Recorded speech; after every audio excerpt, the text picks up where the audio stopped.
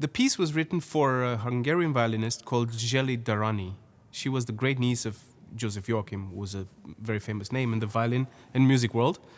She was a prominent violinist in her time. She was based in London.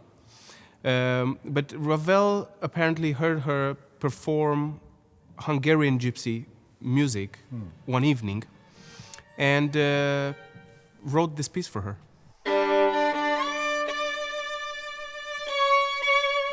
As an expression not only to the Hungarian gypsy folkloric music, but also as a tribute also to the romantic virtuoso Paganini, Ernst Wieniawski, Sarasate. It's an encompassing piece of the violin universe.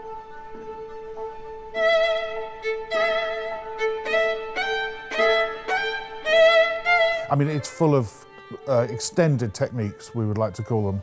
I mean, which particular techniques are in there that might not appear in other pieces or are particularly a challenge, maybe? Well, the first thing that comes to my mind is that I do not know, apart from the Moses variations of Paganini, any solo that is so long that only evolves on the G string.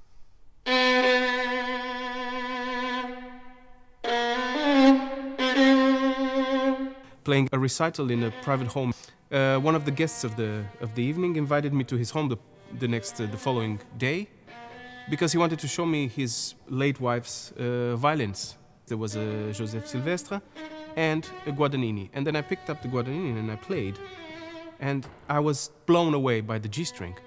It was such a powerful, rich, deep G string, almost like a viola, but with a violin quality. And then he said, "Do you know who this violin belonged to?" And I said, "No, how could I know?" "Well, it's Tzigane." Wow. And then all this loop came to my mind that actually maybe Ravel felt that this violin had such a potential on the G string that he had to write a long cadenza for the G string because the possibilities were endless.